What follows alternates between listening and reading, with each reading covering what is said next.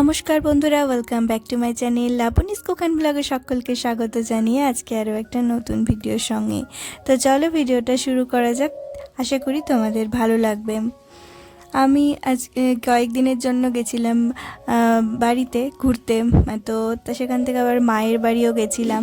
তো মা এখানে উঠোনে সবজি লাগিয়েছে, সবজি বলতে শীতকালীন সবজিগুলো লাগিয়েছে। তো এখন তো শীত প্রায় শেষ হয়ে গেছে, তো সবজিগুলোর মানে ছোট ছোট হয়েছে, কিন্তু হয়েছে। তো আমি এখানে ভুল করে মানে তুলতে এসেছিলাম ধনেপাতা, আর ধনেপাতার কাছেই যাইনি আমি, ধনেপাতার জায়গায় আমি গাজরের পাতা তুলেছি। তো মা বলল গাজরের পাতারও নাকি শাক হয় খুব ভালো।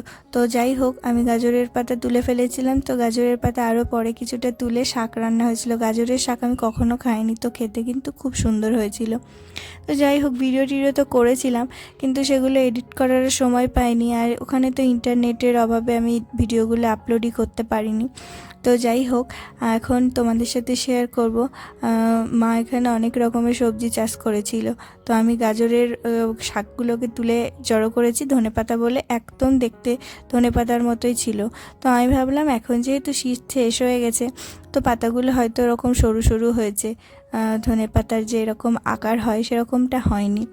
তো যাই হোক, সেরকম কোনো গন্ধও পাচ্ছিলাম না। তো তারপরে বুঝতে পারলাম ব্যাপারটা। এখানে টমেটো হয়েছে, তারপর এখানে লাল শাক হয়েছে, বাঁধাকপি হয়েছে।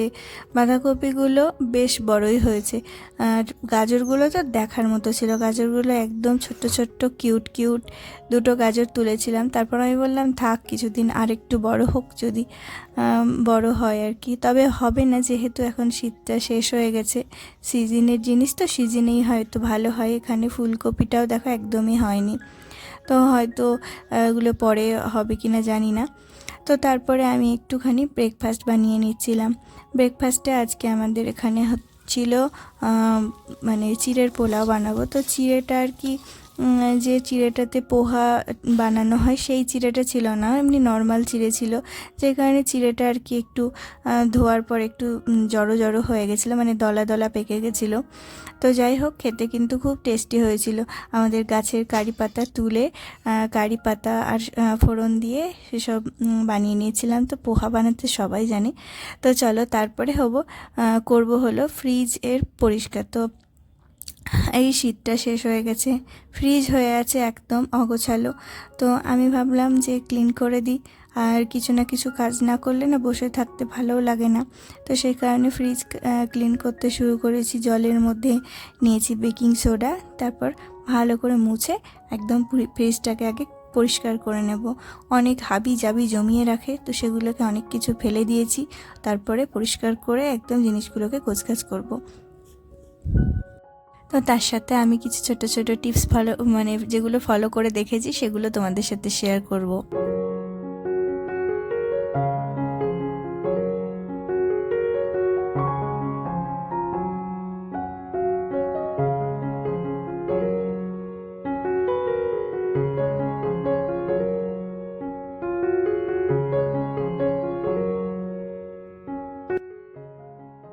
তো ফ্রিজের মধ্যে অনেক সময় অনেক বাজে গন্ধ হয়ে যায়। অনেকে বলে লেবু রাখতে, তো মাও এরকম লেবু রাখতো। কিন্তু একটা জিনিস আমি খুব ভালো করে দেখেছি, যে নিউজ পেপার রাখলে কিন্তু ফ্রিজে কোনো রকম গন্ধ হয় না।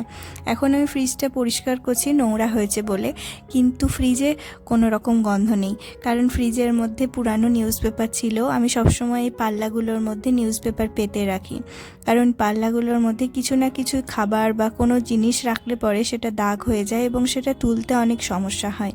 তখন নিউজ পেপার পেতে রাখলে কিন্তু ফ্রিজে কোনো রকম দুর্গন্ধ হয় না, আর কোনো রকম দাগ লাগেও না।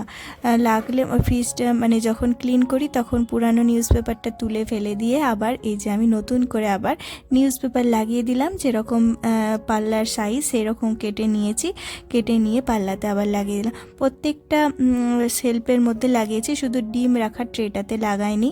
বাদবাকি সব জায়গায় কিন্তু আমি এরকম নিউজ পেপার লাগিয়ে দিই। যেমন ধরো সয়া সস, চিলি সস, তারপর টমেটো কেচাপ, এগুলো রাখার পরে না কোটোর গা দিয়ে অনেক সময় বেয়ে পড়ে যায়, তখন ফ্রিজে লেগে গেলে কিন্তু সেটা তুলতে অনেকটা সময় লেগে যায়, আমাদের শুকিয়ে যায়। তো সেই কারণে নিউজ পেপার পেতে রাখলে না অনেক ইজি হয়। তোমরা কখনো দেখবে ট্রাই করে।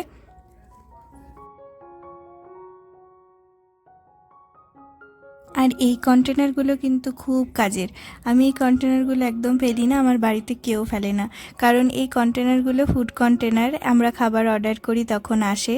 আর এগুলো কিন্তু আলাদা করে কিনতেও পাওয়া যায়, কিন্তু আমরা পয়সা খরচা করে অযথা কিনতে কেন যাব। তো সেই কারণে ফুড কন্টেনার যখনই খাবার আসে তখন এগুলো ধুয়ে পরিষ্কার করে রেখে দিই, পরবর্তীকালে কিন্তু অনেক কাজে ব্যবহার হয়। আবার পুনরায় কাউকে খাবার প্যাক করে দিতেও কাজে লাগে। আর আমি এখন রাখলাম আদা। এই কন্টেনারগুলো এখানে এরকম ছোট ছোট বক্স কিনেও অনেকে রাখতে পারো, কিন্তু আমি এরকম কন্টেনার রাখি। এগুলো না কোনো রকম কিনতে পয়সা লাগে বা কোনো কিছু লাগে, আমাদের মানে ফ্রিতেই আমরা বাড়িতে এগুলো ফেলে দেওয়া জিনিসকে কাজে লাগাতে পারি। তো মা তো এই ক্যারি ব্যাগের মধ্যে আর কি আদাগুলো রেখেছিল, তো নষ্ট হয়ে যাচ্ছিল দেখে আমি ওই কন্টেনারের মধ্যে রাখলাম। তারপরে শেলফটাতে যা আচারের তেল লেগে যায়, তো সেই কারণে এখানে নিউজ পেপার পেতে নিয়েছি। তোমরা চাইলে অন্যান্য ক্যারি ব্যাগ বা প্লাস্টিক জাতীয় কোনো ব্যাগও পেতে নিতে পারো। তো এইভাবে পুরো পাল্লাটাকে আমি অর্গানাইজ করে নিলাম আবার পুনরায়। আর ডিম রাখার ওখানে আমি আবার লেবু রাখি, লেবুগুলো রাখতে বেশ সুবিধা হয়। সবসময় এতগুলো ডিম থাকে না, তো সেই কারণে লেবু রাখি বাকিটাই।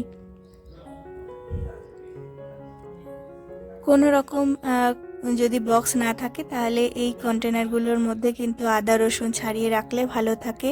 আর কাঁচা লঙ্কাও খুব ভালো থাকে। শুধুমাত্র একটা নিউজ পেপার দিয়ে দেবে ভেতরে, তাহলে কোনো রকম নষ্ট হবে না এবং দীর্ঘদিন অবধি কাঁচা লঙ্কা ভালো থাকবে। এখানে বেকিং সোডাটা ওই প্যাকেটের মধ্যে পড়েছিল, প্যাকেটের মধ্যে থাকলে জায়গাটা অগোছালো লাগে, তাই একটা পাত্রের মধ্যে বা জারের মধ্যে ভরে রাখলে পরে কিন্তু ফ্রিজটাকে গোছানো লাগে। যে কোনো জায়গায় ফ্রিজের মধ্যে রাখো বা কোনো সেলফের মধ্যে রাখো, সেই জায়গাটাকে ক্লিন দেখাতে গেলে কিন্তু এরকম জারের মধ্যে ভরে রাখলে জিনিসগুলো অনেকটা ক্লিন লাগে। প্যাকেটের মধ্যে ভরে রাখলে কিন্তু সেটা লাগে না।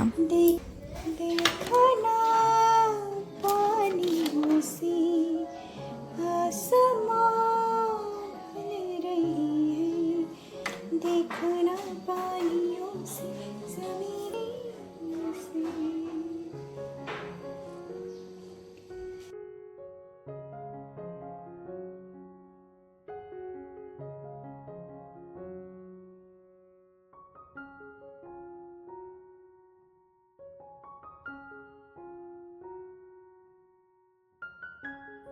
তো ফ্রিজের ভেতরটা সুন্দর করে অর্গানাইজ করে দিলাম। আর অনেক কিছু পুরানো খাবার দাবার ছিল, সেগুলো ফেলে পরিষ্কার করে দিলাম। আর ওপরটাকেও এবার একটুখানি পরিষ্কার করে দেব। মাথাটার মধ্যে কভারের মধ্যে ধুলো পড়েছিল, সেগুলো পরিষ্কার করে দিলাম। আর বডিটাকে একবার মুছে নিলাম। তারপরে যে জিনিসটা করব সেটা হলো, এই সেলফটাতে অনেক কিছু প্রয়োজনীয় জিনিস রাখে। তো এই সেলফের মধ্যে প্রচুর ধুলো পড়ে গেছে, দেখতেই পাচ্ছ, এত একদম ধুলো স্তর পড়ে গেছে। তো প্রত্যেকটা জিনিস আমরা ভালো করে মুছে নেব। আর তারপরে হলো জিনিসগুলোকে অর্গানাইজ করব, এবং অর্গানাইজার ছাড়া আমি কিভাবে অর্গানাইজ করব সেটাই তোমাদের সাথে শেয়ার করব। কারণ সব সময় সব জায়গায় গোছাতে গেলে যে অর্গানাইজারের প্রয়োজন হয় সেটা না, জিনিসগুলোকে গোছগাছ করে ঠিকমতো রাখাটাই হলো দরকার। তো যার যেটা সংসার সে সেইভাবে গুছিয়ে রাখতে ভালোবাসে, তো তার মতো করে জিনিসগুলোকে গুছিয়ে দিলে আমার মনে হয় সব থেকে বেশি ভালো। তো আমরা যখন অন্যজনের কাজ করে দিই, আমি যখন নিজের সংসারে কাজ করি তখন আমি আমার নিজের প্রসেসে জিনিসগুলোকে গোছগাছ করে রাখি। এখন আধুনিক দিন এসেছে, আধুনিক জিনিসপত্র অর্গানাইজার এগুলো কিনে আমরা গোছগাছ করে রাখি, কিন্তু আগেকার দিনের মা, শাশুড়ি মা এরা কিন্তু অর্গানাইজারগুলো এত পছন্দ করে না। আর সেগুলো যদি কখনো কিনেও দেওয়া হয় তাহলে দেখা যাবে যে তারা সেই জিনিসের মধ্যে জিনিসগুলো রাখছেই না, সেই জিনিসগুলো অযথা পড়ে থাকছে। তো যেই কারণে আর কি এই সমস্ত কেনার কথা আমি ভাবিও না। তো আমি জিনিসগুলোকে তাদের মতো করে গুছিয়ে রাখি। ওই ধুলো টুলো ঝেড়ে যেভাবে সাদামাটাভাবে গোছানো থাকে সেভাবেই গুছিয়ে দেওয়ার চেষ্টা করি।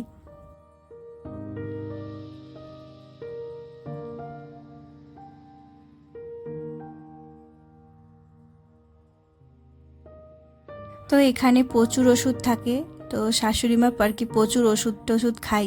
তো সেখানে কিছু ওষুধ থাকে যেগুলো কমন ওষুধ সকলের লাগে, প্যারাসিটামল, ওআরএস, তারপরে অ্যাসিড, অ্যান্টাসিড, এই সমস্ত এগুলো একটা বক্সের মধ্যে রাখলাম। এগুলো খুব একটা লাগে না, অসময়ে দরকার হয় বলে এটা বাড়িতে রাখা থাকে।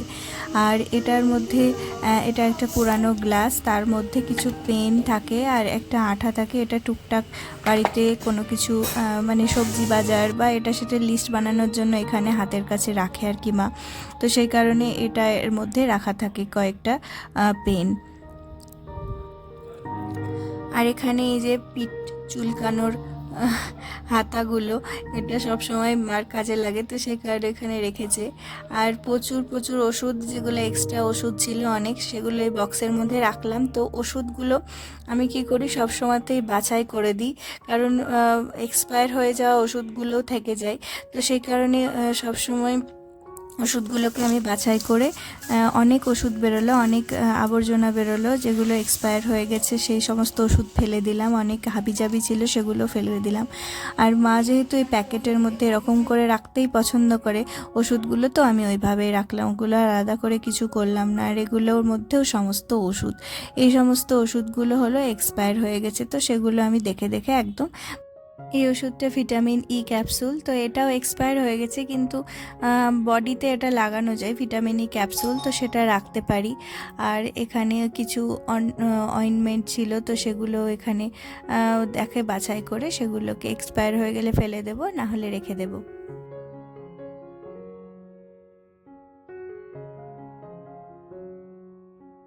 তো এইভাবে জায়গাগুলোকে গোছগাছ করে দিলাম আর বলে দিলাম কোথায় কি রাখলাম, তাহলে আবার খুঁজে পাবে না। তো সেই কারণে বলে দিলাম যে এটা এখানে রাখলাম, এটার মধ্যে এটা। তারপরে জিনিসগুলোকে গোছগাছ করে রাখলাম। আর এই যে এত কিছু আবর্জনা হাবিজাবি এক্সপায়ারি ওষুধ এটা সেটা বেরিয়েছে, যেগুলো এখন ফেলে দেব। আর জায়গাটা অনেক বেশি ফাঁকা হলো, আর গোছানোর পরেও জায়গাটা বেশ হালকা লাগছে। প্রত্যেকটা জিনিস দেখতে পেতে সুবিধা হবে এবং হাত দিতে বিশেষ করে ভালো লাগবে, ধুলোতে ভর্তি ছিল। তো চলো আজকের ভিডিও